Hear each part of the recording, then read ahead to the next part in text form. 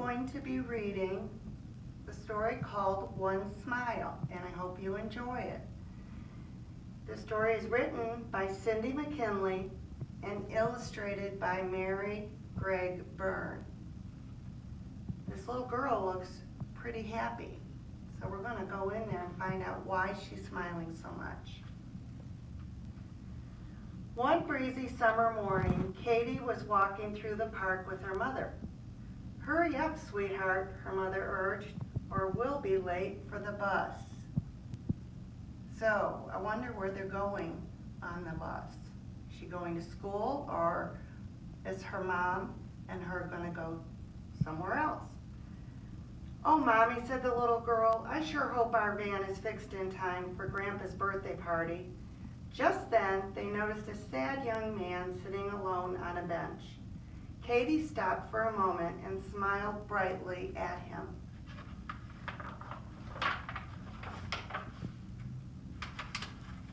Oh, goodness.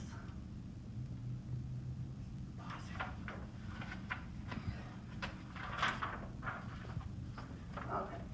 The young man had lost his job and was feeling very discouraged.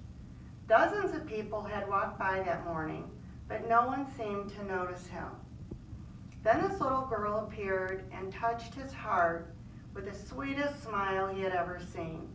He suddenly felt inspired to start looking for a new job.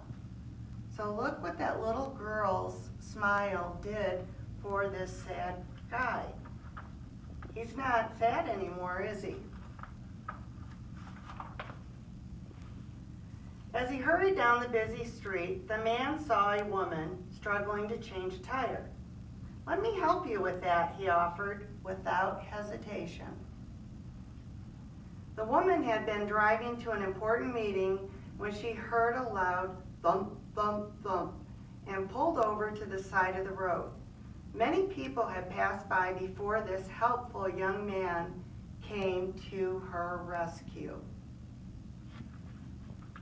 So now they're both smiling, and I bet you this woman wasn't happy before he showed up. Later, as she finished lunch, the woman was still feeling grateful for the young man's help, so she left an extra large tip. Thanks a lot," the waitress called out. So we have someone else smiling now. The waitress. On her way home, the waitress decided to surprise her children. Using the extra tip money, she picked up sodas, potato salad, and fried chicken. Then she bought the soccer ball her children had been hoping for. "Surprise," she called out. "Let's go have a picnic." "Wow, Mom," her youngest boy exclaimed, "you're the best. Can we invite the girl next door? She's new in town and doesn't have any friends yet." "Good idea," his mother said. "Let's invite the whole family."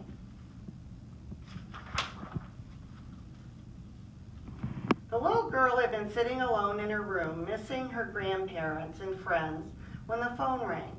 She couldn't believe the boy next door was calling. "Maybe we could be friends," she thought. The girl and her parents brought some homemade brownies, and they all enjoyed a very special evening together in the park. So they're having a good time, playing soccer, and what are they all doing? Smiling. After she got ready for bed, the little girl couldn't wait to call her grandma back home on the farm.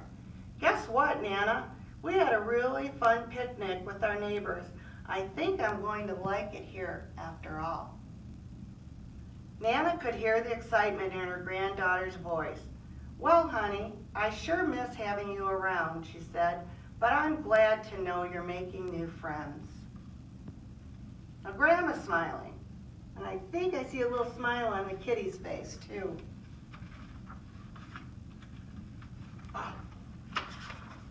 Okay.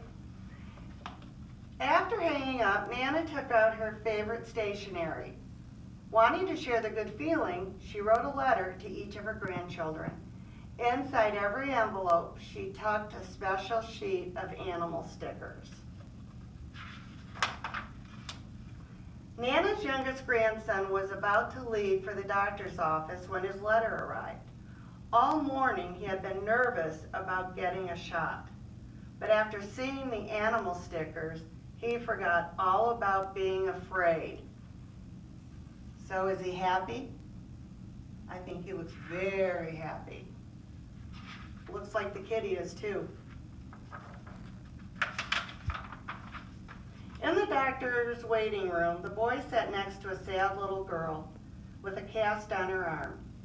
Here, he said, maybe my new animal stickers will help you feel better. You know, she doesn't look very happy, does she? The girl stopped crying and carefully placed the stickers on her cast. As the children giggled together, her father sighed with relief.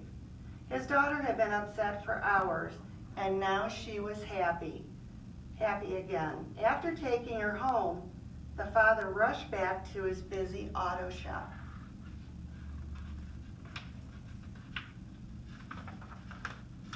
That night, a young man walked into the shop. Do we recognize this young man? Do you have any job openings, he asked.